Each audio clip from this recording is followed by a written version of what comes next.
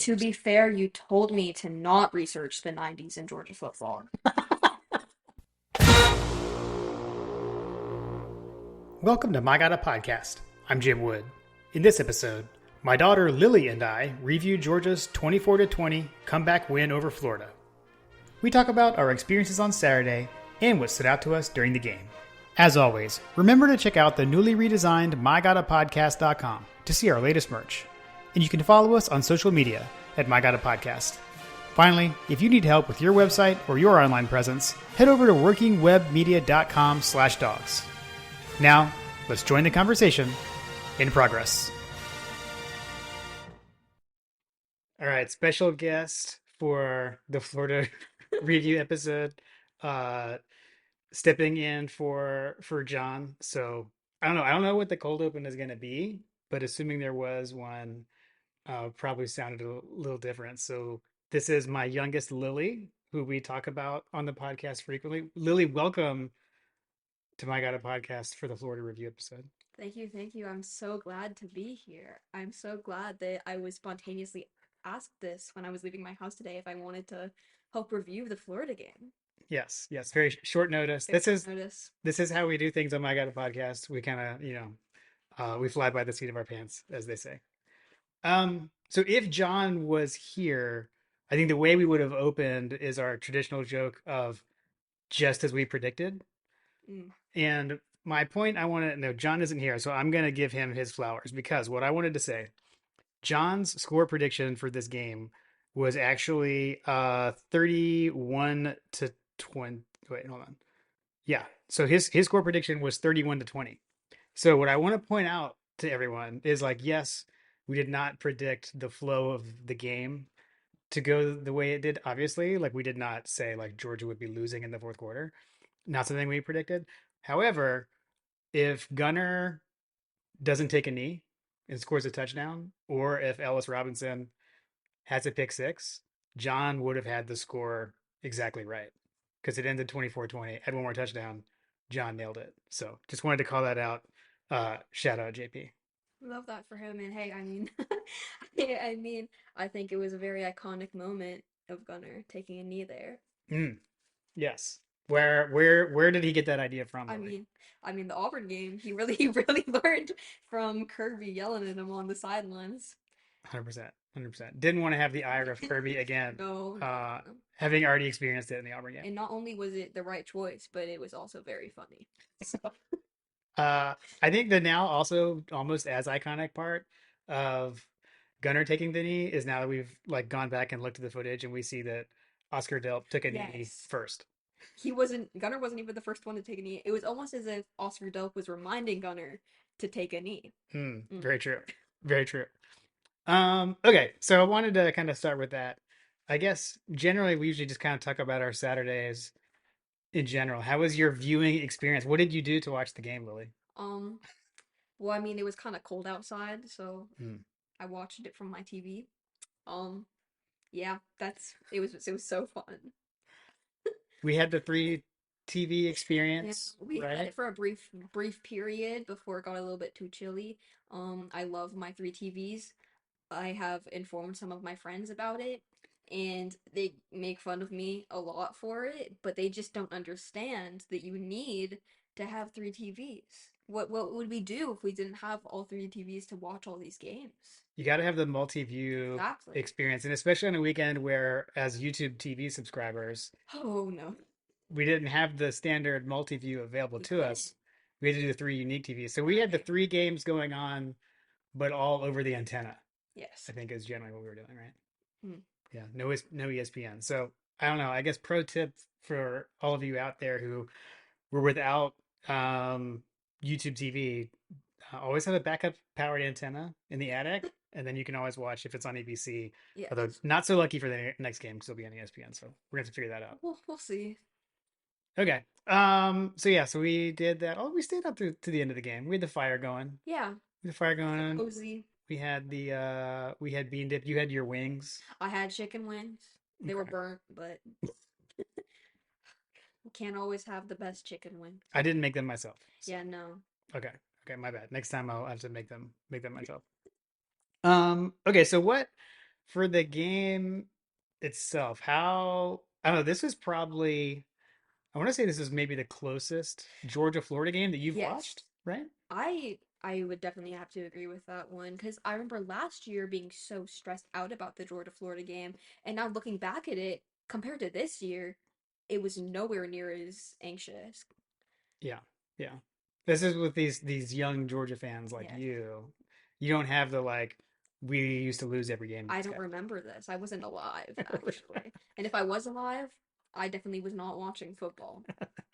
True, true. So yeah, so I don't know. Close game. Start of the game, we get the ball first, right? Which Yes. we usually always want to receive, so we don't have that. Yeah. So we get the ball, but then we just, I mean, We march. march down the field. Yeah. It was amazing. It was beautiful. Little did we know that would not continue. But yeah, you start off with that scripted drive, and you want to see. I mean, that's the thing that we've been asking for, though, right? We're like, Yeah. we want the fast Started start. off strong. Yeah, yeah. So started off great opening drive. I think Gunnar looked well. I think that we were kind of mixing it up and everything. Then you capped it off with a touchdown pass to the unofficial official receiver of My Got a Podcast and Dylan Bell. And like things are off and rolling. We're hitting the gifs on Twitter with the Munson touchdown.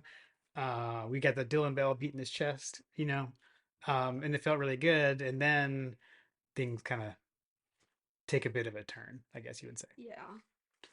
Um, which I guess really, when you think about it, it kind of all started with, unfortunately, with the short punt from Thorson, right? Yeah, and it was really odd because we don't typically see Thorson do punts like that. We typically have very, very good ones, typically gives them a really long field, but it was very odd. Yeah, very rare, a It was, rare shank for yeah, for Jay Thorson. it was very weird. I think it was like I think it was 25. It was 25 yards. So 25-yard punt, and then they've got the one play Was touchdown drive. only one play. Um, which again, like looking back at that, I don't know really how much film review, because you don't have TikTok, but on like on the Instagram, um, I believe from what I recall, like one of the safeties I think stepped up, basically like thought Lagway was going to run, Yes, and steps forward, and then mhm, threw right over his head. yeah. And hey, in my opinion, having one really big play is much better than them doing a bunch of really small plays and showing that our defense was doing poorly. Hmm. And now that may be different, but to me, that doesn't necessarily show that Georgia was doing awful. It was just one small mistake in that second that caused a simple touchdown. Okay, okay, I like that. I like that way to look at Yeah. things. See, you need to like say these things to me during the game to keep me more calm. Calm me down. Very angry, lots of screaming, though I do contribute to that a lot. So what? Why don't you tell the people what we heard from the people around us when Florida scored that touchdown? So, are we talking about our neighbors? Yes. So, so we may or may not have been receiving messages from some of our neighbors saying that we were very loud and that they could hear us. But there was also a horn. Yes. Yes. But we've always been very loud, and I don't think I've ever had an experience where I've at least got called out by our neighbors, but I thought it was really hilarious to me, at least. Yeah, we were basically being like, I would say we were being heckled by our friends. Yes. Like anytime Florida would do something good, there was a group that was watching the Charlotte FC Mm-hmm. soccer match, playoff match, and so they were gathered to watch that. So they've got like a vuvuzela to make all the noises when they do Yeah. things. So we kept hearing that and being like, I kept saying, "Did Charlotte score?" Yeah, and I kept checking the score. Nothing, literally nothing was happening in that game. Yeah, yeah. So I had a conversation with them on Sunday and confirmed they were just messing with us. So they had the Charlotte FC game on and Georgia, Florida, and decided to heckle us from the end of the street. Well, sadly it worked because Yes, it made us mad. yeah. So we definitely heard that on the long touchdown pass. So I think if I'm remembering right, so then we got the tie game. Then we're coming back down, and then we had the unfortunate interception. Noah Thomas, man. I definitely I remember in that moment being like, "Who is this kid and why did he not catch?" I was like, we've always been having these issues, especially last year, and we've been getting a lot better. Our receivers have been getting a lot better at catching, a lot less butterfingers. And then I remember the touchdown pass to Noah Thomas, and when I saw that, I was like, wait a minute. That's the kid that didn't catch the ball and caused the interception. And I immediately was like, I forgive him. I'm so sorry for being mad at you, Noah. I hope you can forgive me. I hope you never hear all of these bad things I said about you. But that touchdown, I feel like really brought back our team, and it really, not just score wise, but emotionally, Mm. and it really brought us back together. And I think it showed us that we knew we could keep moving, and if Noah Thomas can score, then maybe everyone can score. Because I not Fair. not hating on Noah Thomas, I love you, Noah Thomas, but Yeah, I mean, and that like capped off the end of yeah. like that middle eight, right? So like Mhm. that's the big Kirby's big thing is you want to win the middle eight. And so that touchdown to Noah Thomas after we stopped them to start the second half, Yes. we did a touchdown. So that combined with getting the field goal to tie the game, right? At the end of the Beautiful first half, goal. which I think maybe this is a good time to talk about I guess there was at least two, I would say probably three, I guess, plays that were kind of controversial. So the first being, did Gunner fumble versus the incomplete pass, right? Because it looked like we thought he had fumbled, and then they had the ball, but then they reviewed it and it was incomplete. And I keep on seeing people say, how are you saying like, oh, this is a fumble? But there was clear, in my opinion, he had control when the ball was moving forward, and therefore it is an incomplete pass. Even if they're hit, like if they didn't completely make the pass, if he didn't throw it himself even before he was hit, that's not the ruling. That's not how the rules work exactly. So Yes. that's like you gotta remember that. But also, it definitely, in my opinion, it definitely looked like he had possession and control when the ball was moving forward. But that is a short window, and also it's very hard to tell during the game with the review Yes. and the how amazingly they handle showing us review footage. It's true. I do. That's one where I do wish the SEC would adopt what the ACC is doing with the live look-in and like Yes, I love that. seeing what they're seeing and hearing what they're talking about. I feel like would be really cool. But I agree with you, and I think in general, like I thought it was incomplete as well. My only thing is like if you watch those things over the years, I feel like it's changed, and like I just think all I could think of was national championship game against Alabama, the Stetson's fumble. It was similar. I actually do think there is a difference though. Like if you look at the two, like Gunner did have control when his hand started going forward. Or with Stetson, it was kind of starting to slip already. So I think Yeah. that's the difference. Okay, so there was that. So yeah, so that then enables us to get the field goal. Yes. Um, they had a really long field goal too, by the way. So shout out to their kicker. It No, was a good kick. their kicker was doing amazing. He was. And they even had like a really high snap. Yeah, that Their was lead that. really weird. Yeah. Very odd. Okay. So then like we said, we get the ball or they get the ball, we shut them down. Then we're able to to score first with that pass to Noah Thomas, and then but then it was kind of again like it just kind of Eh, like we kind of went into a lull yeah. offensively. I feel like. Which we typically start off like that, and it was very weird because I feel like typically once we get to that point in the game is typically when we start to pick up the pace and we start to get our lives together. But it almost like shifted. Like the start of the game, we were on top of it, we knew what we were doing, and then the middle of the game, and then like the second third of the game, Mm. that just chunk, like the third quarter, it almost felt like we didn't know what we were doing mainly. And it was really weird because typically that is where we realize, oh, we gotta actually win this game, don't we? Yeah, yeah, no, it's true. I do feel like I mean, I don't know, like with the defense, to your point, right? That first touchdown being like one play, 40 yards. Yeah. Then they had the short field for the field goal and the interception. Um, so I don't know. I guess it wasn't really long, sustained drives, except for the one that was right. Yeah. But Yes. Only one. for them to get that their last touchdown, that was like, whoa, what just happened? Yeah, exactly. But I don't know. I guess after that it changed. But like part of it too, though, is it's like we're down KJ Bolden, right? Because he gets ejected for targeting.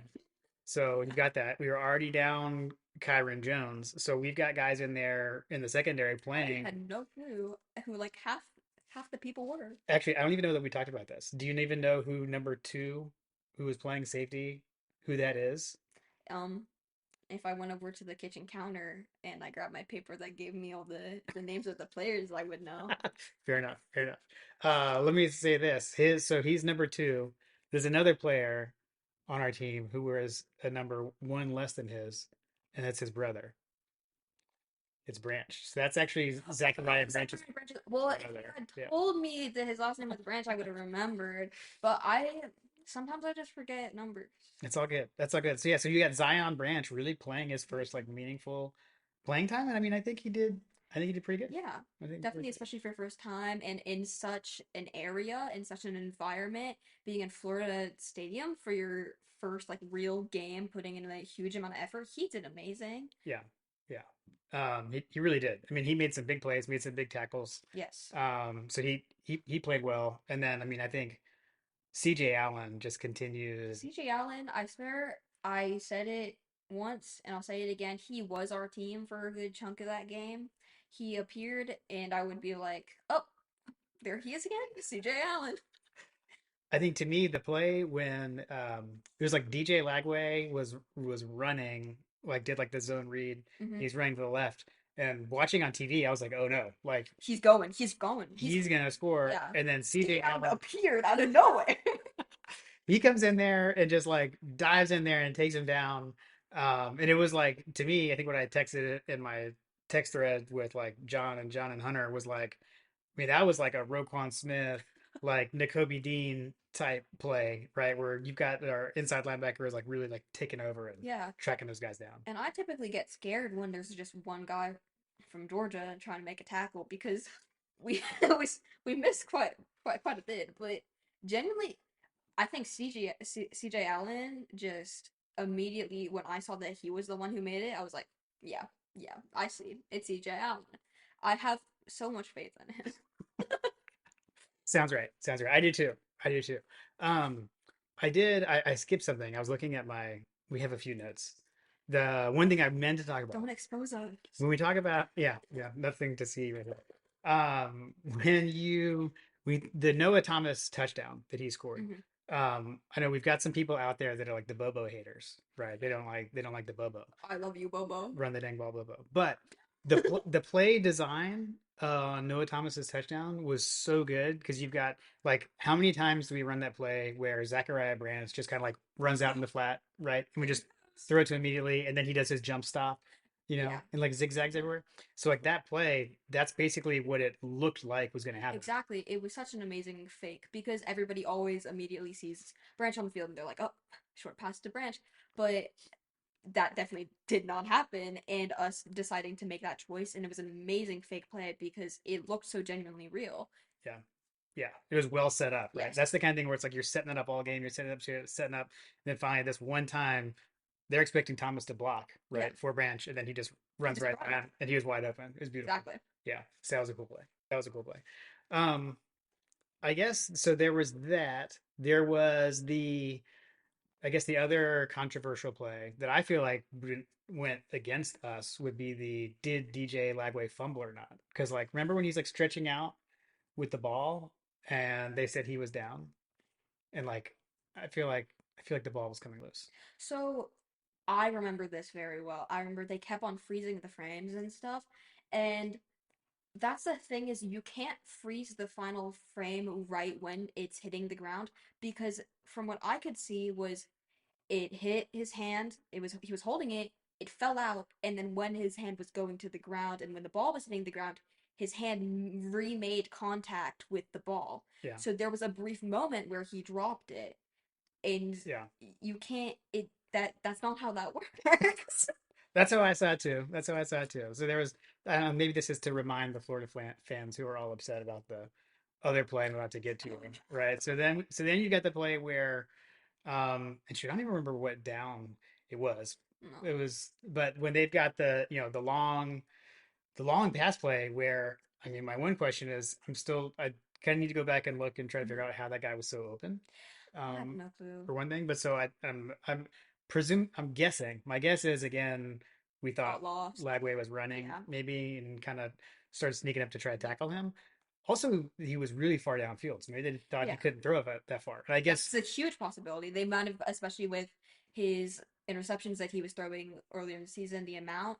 I mean, they're probably thinking may not be able to complete that pass, may overthrow it, may underthrow it. right, which and as we saw, he did underthrow it because He definitely underthrew if he it. had thrown it far enough, it's a touchdown. Yeah. Because that guy was wide open. But so then there's the did he or did he not catch it? Which to me, I think we were like sending around the rules. I in some text threads as well on that one. But it's like if the ball touches the ground at all before you've secured it, it's not a catch. And so I don't know how you can look at it and say it didn't touch the ground between his arms. Well, also we need to remember that on the field it was ruled as incomplete. So you need complete and indisputable evidence to prove otherwise. Yeah, And there was no angle that proved either or. I yeah. mean, to me it looked like in one of them it hit the ground, but if you can't tell whether it hit the ground or not, then there's no way for you to overturn that call. Well said. Well said, Lily. I like that. Accurate. I guess the only other controversial element that I forgot about was, yes, you can be called for a false start as a quarterback for clapping. What? Like, I remember we were all like, called on Florida. No, how? I mean, I'm young. I haven't seen a ton of football. I've never seen anything like that before, but clearly not many other people have either. Yeah, I will say it is in the rules. We pulled that out as well, so it is in the rules. I would say technically yes, like he did do what they say you can't. Usually you see it more called on like for those who are watching on YouTube, it's like the quarterback under center who's like nodding his head forward, Mhm. right? So when he's like Yeah, he's faking doing the head nod, and this was the exaggerated exaggerated clap. that's my. And if you watch it, Wasn't it was a little bit different than his normal it clap. wasn't like a. It was like a. His hands like flicked out when he drew them out. Yeah, Like it wasn't just like he grabbed his hands out to clap. It was like he like threw them out. right. It was very weird. It was bird like. Yes. Okay. So yeah, so that was a thing. But luckily, ended up not really mattering, I Yeah, guess, so no. much. But yeah, but then, the only thing I'll say like the kind of like the lowest point for me, and I think for a lot of people was um on their last drive. So we're up four, they've got the ball. I mean, they were moving the They ball. were moving. I was getting really nervous. I was stressed about that. I think I got a text from someone who is another co-host of this podcast. I'm not going to name any names. Who was like, "Oh my gosh, like, are they death marching us? Is this like the Florida death march? Like, what's happening?" But thankfully, defense clamps down. We got that Yeah. fourth stop where did we really need the chains to come out to measure it? Well, it wasn't even close. It was over. I've seen a lot of people be like, "Oh, it was a yard." That was over a yard, and it was far off. And I've realized in like the past like season or two, the chains have been coming out way more. So Mm. I don't know if it's just been a lot of controversial rulings where people are like, "No, that was definitely short for the first down or something." But that one was completely unnecessary. I There would was no reason they needed to bring out the chains for that one. In general, I'm good with it. I appreciate the drama of the chains coming out Yeah. for the measurement, but yes, agreed. Wasn't really necessary No. on that play. But so then we get the ball back, have our own death march to seal it. Although I guess we left out the amazing Chauncey Bowens touchdown run that was to give us the Chauncey. lead originally, I which love Chauncey Bones. is a great run. Great knowing that he was once a Florida commit, Yes, changed to exactly. Georgia, so a big moment for him. Huge moment for him. I'm still curious as to where he was in the first quarter. I would, I didn't realize it until later in the game where he started making huge plays that he just wasn't really doing much. And it wasn't necessarily because he wasn't capable, it was because he just wasn't there. He wasn't there. Yeah. So I don't know. I never heard an explanation for what was going on. Um, but so we'll see. But at any rate, amazing touchdown run. I think Kirby has come out and said that like Gunner actually changed the play a little bit. Like he changed the play. He saw something in Florida's defense, and Chauncey was able to change the play a little bit. And Chauncey took advantage of it. And something that you're not gonna know and won't be able to relate to, but Okay. I think some of our listeners will be able to. Chauncey Bones is out there running in that number 33 Mhm. jersey. He looks a lot like Terrell Davis. So someone you don't really know of, and I have not done a good job of teaching you about Terrell Davis, but he was a Georgia running back Mhm. back in like the early 90s, and then he was on the Broncos Super Bowl winning team. To be fair, you told me to not research the 90s in Georgia football. True, true story. uh, so yeah, well played, Billy. Well played. So yeah, so I don't know. He definitely he looks like Terrell Davis out there Mhm. to me. But that was amazing. And then he had another huge play on the game sealing drive. Like he got a huge first Mhm. down before Gunner's ultimate, Yeah. taking up the knee sealed the Yes. game. So and then then the celebration was on and all the players were jumping into the stands. Yeah. So Great photo of a lot of people. The photo of Lucky. mm, Saw that a lot. yeah, yeah. And then last night we watched the cinematic The review. the The highlight. highlights. Yeah, those were good. Very good. Very dramatic ending with Gunner taking the knee. Got to see it if you haven't seen it yet. If you haven't seen it, the way that the music like stopped right before it was like building up to the climax, and then he took a knee and everything went awry and it was amazing. Definitely had like the absolute cinema Yes. moment. Mhm. Okay, anything else on this year's world's largest outdoor cocktail party from your perspective? I mean, I feel like we covered. Oh, is there anything you have to add? I guess I guess my only thing would be from a betting perspective, Georgia didn't Oh, cover. oh, That's I not what you knew meant. that. You meant we covered the things. Well, So we talked yes, about it. I've seen a lot of comments on many posts, and I was so hyped about the Gunner knee. I thought it was hilarious and also a very smart decision. But I also saw a lot of people be like, "Come on, Gunner, we needed that. I needed that for my my bets." It's like, get to the money line, Gunner. Yeah, yeah. Hey, I did. When you can end the game, you end the game. Yeah, It was a high IQ play. Like you said, he didn't want to get chewed out by Kirby, exactly. like he was in the Auburn game.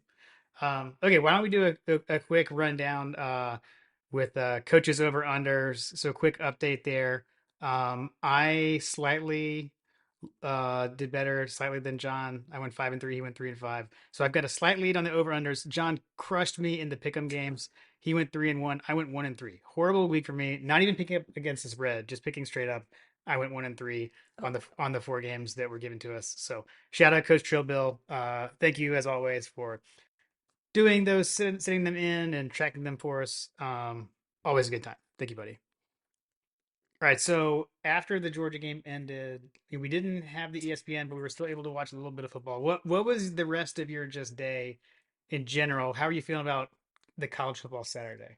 oh well, I would like to say there was a time, I don't remember if it was before or after the game, but I was on my phone and I was looking at my amazing parental units and I was like, there's some upsets I think can happen, and it may just be because I'm a Georgia fan, but the Tech game really stood out to me, and I had been following NC State a ton because I knew like halfway through the season they started to have a ton of like they have few ranked teams, they have some just rough overall games, and they also beat they beat Virginia, Maybe Virginia. and that was their one loss. So I was like, I was like maybe there's a chance for an upset, and I remember telling my mom, and she was like, no, NC State sucks. But I'm aware I was because I had been keeping up with them that entire season so far. So when we were able to watch some of that game, um, I remember. Well, my first response was we could have been at that game. That was true. True. That was discussed at one point that we were going to try to go to an NC State game this year. But then we wouldn't have been able to watch the Georgia Florida game from home, and it would have created a whole ton of just issues. And if we were in a hotel and we were watching a Georgia football game, everyone in the hotel would hate us. Um, We would have been like late for kickoff. yeah, we'd be late for kickoff, and then they would all be we would get like noise complaints from yelling at our TV. Mm, true, true. Hmm. But yeah, so yeah, you totally called that one. I called it. You called that one. I mean, it was a great day in college football Hmm. for from the Georgia perspective. You've got Georgia won, obviously, Whoa. which obviously means that Florida lost as we were playing them. But then on top of that, like all of our rivals lost. So Yes, Florida lost to us, Auburn lost, Georgia Tech lost, Tennessee lost. that Auburn loss was crazy. That was wild. That was wild. And then their coach is Been fired. no longer there. Everyone is getting fired.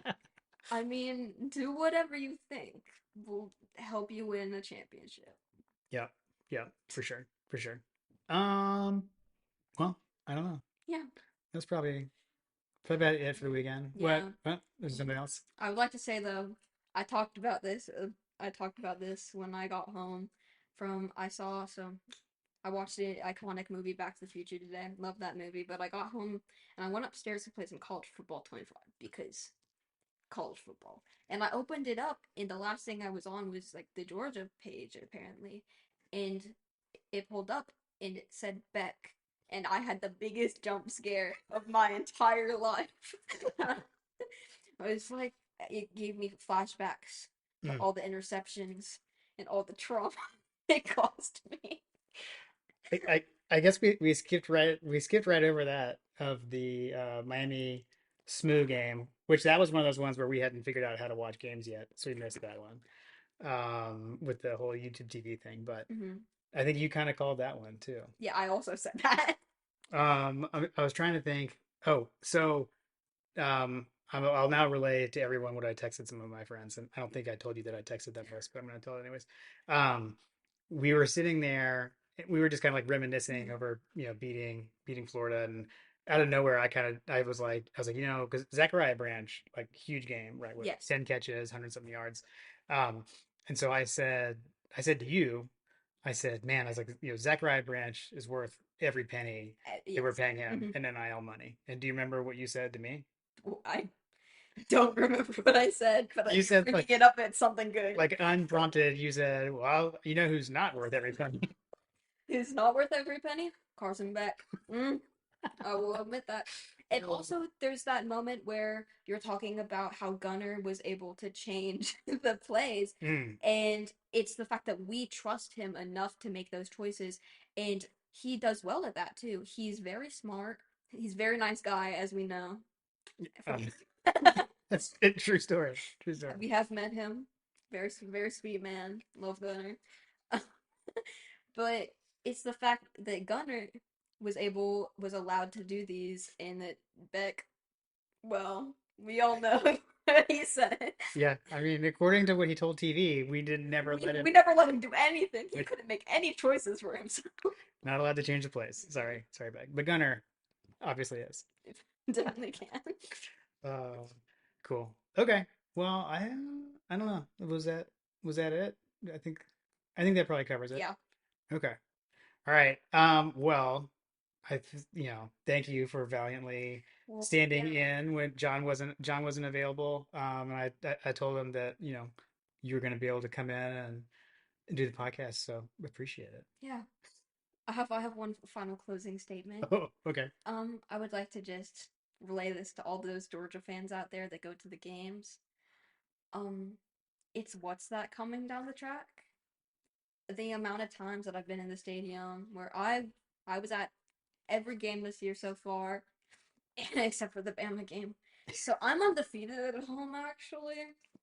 So maybe I need to just keep going to the games. Yes. But I can't if I hear who's that coming down the track one more time, I think I'm going mad. Mm. So The gauntlet has been thrown down. I yeah, know I know Brett Belding's going to really appreciate yeah. your thoughts on that one. All right. Well, you want to send us out how we always send out?